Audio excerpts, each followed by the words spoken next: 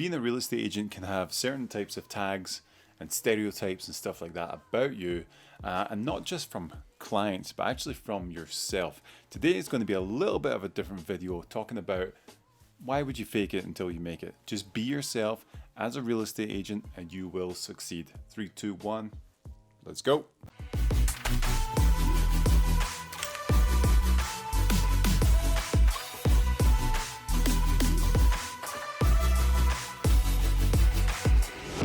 What's up guys, Lewi Gault here. How are you doing? Hope you're doing fantastically well. We are here for another week of videos here on the channel. If you haven't been here before, go ahead, hit the subscribe button, do all the stuff that all the other people in the videos tell you to do if you're getting value from this content. Now today's topic is a little bit different and it stemmed from a conversation that I was having with some other agents over on the Clubhouse app. If you've not been on Clubhouse, it's an audio app where you can interact with people, get in little rooms and chat. It's kind of like almost like breakout rooms in a seminar if you've ever gone to something like that. So I was having a chat with some other agents in Denver who I respect greatly. And we're just talking about, you know, what does it look like, you know, getting forward in the industry? Do you have to fake it? Stuff like that.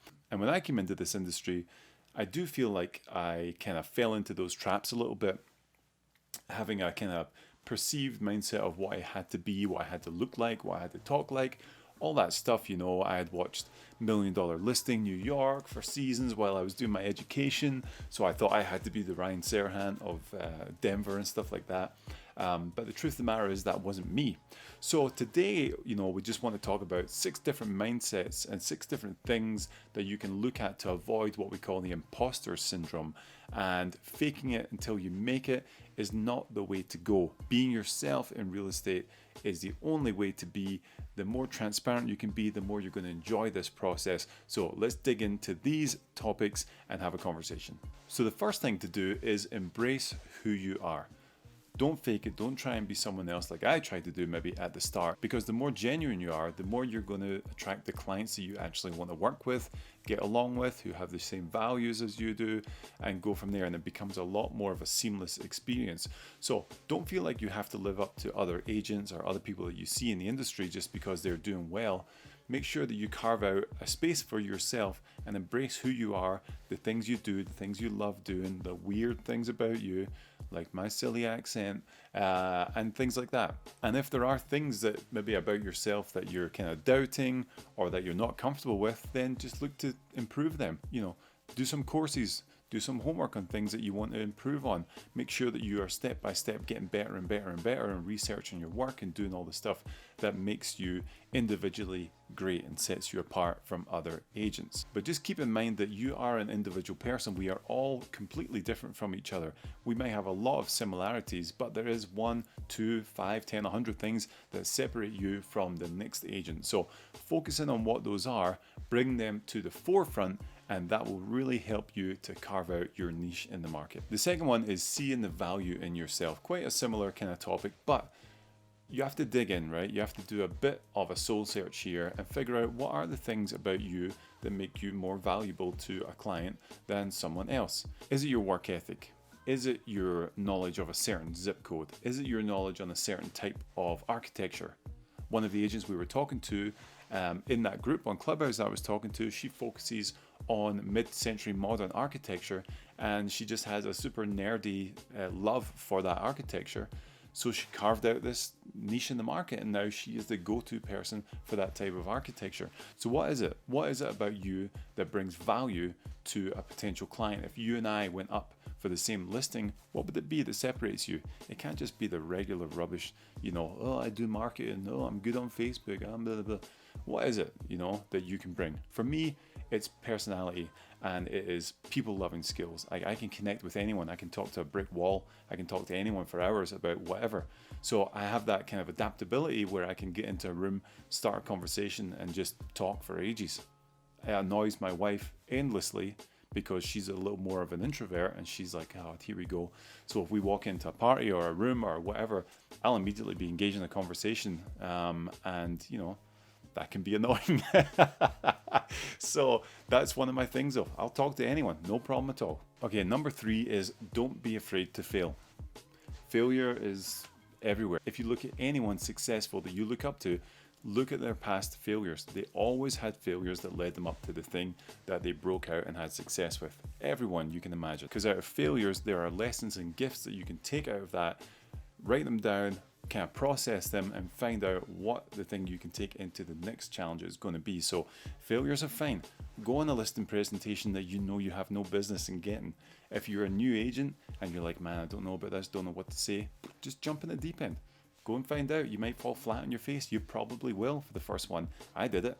But you learn from that. And from there, you can start to go step by step. Next time you have a listing, it's going to be a lot easier. And you know what not to say, how to act, stuff like that. So remind yourself of your past successes and don't be afraid to fail. The next one is to stop second guessing yourself and take action.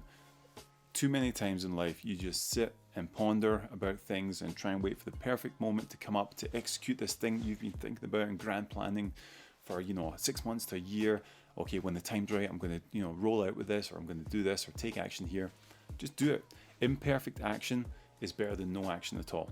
It just is. If you just roll things out, be genuine about it, and people see that you're trying, it's going to connect a lot more to everyone, and it's going to be more magnetic than you waiting and putting nothing out, and then everyone just thinks you're doing nothing at all. So don't wait for the perfect moment. If you feel like you have an imperfect listing presentation, or you have an imperfect pitch for a new buyer to get, or you don't really know exactly the architecture that you're going to go and look at, just go for it, man. Just do it. It's all good. Research, try and learn, but just jump into it, And especially if you are a new real estate agent, this is a huge pool to jump in, and you're jumping in at the deep end, but you have to. So you just need to hold your breath, cannonball, and just go in at the deep end, man. There is no other way to get into this industry. The next one is positivity and visualization. Now, this is a huge one for me. I've always been a positive person. I'm more of a glass like 3/4 full than half empty. I'm just positive. I just know things are going to work out all the time. Most of that is built because I have a solid work ethic, and I know I put in the work every single day. And from that, the work takes care of you. I totally believe that if you do the work every single day, relentlessly do what you need to be doing, what you know you should be doing, it will take care of you in the long run. Now, don't get twisted what I'm saying. It's not luck.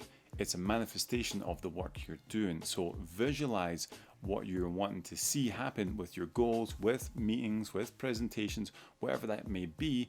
And a lot of the times those things will come into fruition. But you have to have a positive attitude when you are visualizing this stuff.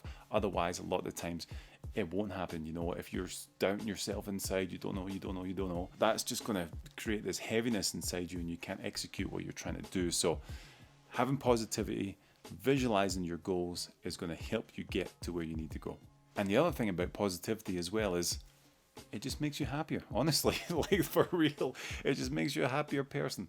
If you choose to take the positive lessons from situations, even if they were failures in the past, you move on to the next day with a positive attitude, keep on going, keep on doing the work, and everything will get to where it's supposed to be. I don't know if that even made sense, but you know what I'm trying to say. And the last one, just to tie all this stuff in, we kind of touched on it already, is don't dwell on your failures.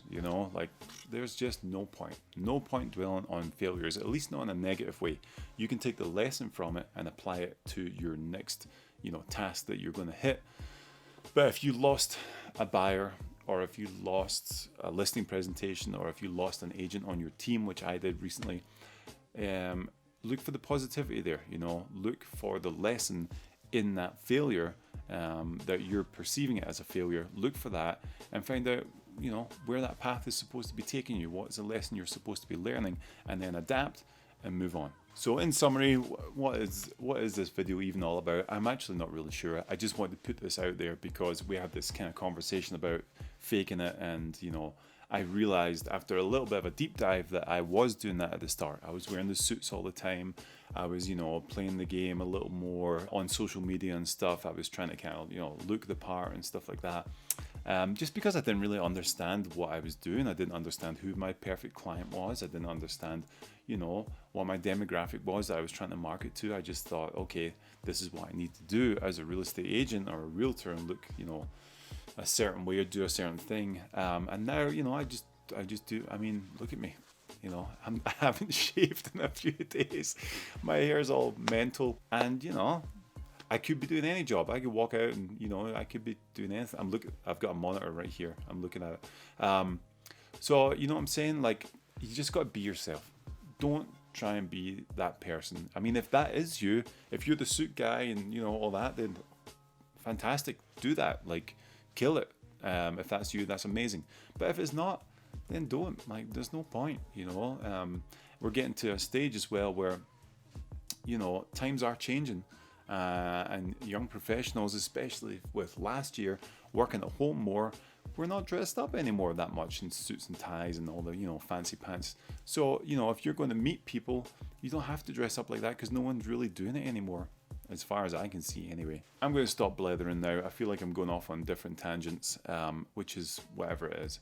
But you know what I'm saying. Don't be an imposter. Be yourself. Don't try to be anyone else and you will succeed.